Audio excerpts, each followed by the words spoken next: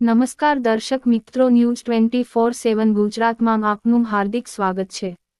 ભાવનગર કા રાજા જવાહરનગર ગણેશ મહોત્સવનું ભવ્ય આયોજન કરવામાં આવ્યું, જેમાં દરરોજ રાત્રિના અલગ અલગ પ્રોગ્રામો કરવામાં આવે છે, જ્યારે ઇન્ડિયન રેડ ક્રોસ સોસાયટી દ્વારા બ્લડ ડોનેશન કેમ્પ અને ફ્રી મેડિકલ ચેકઅપનું પણ આયોજન કરવામાં આવ્યું છે અને દરરોજ હજારોની સંખ્યામાં ભાવિ ભક્તો ગણપતિ બાપાના દર્શનનો લહાવો લેતા હોય છે।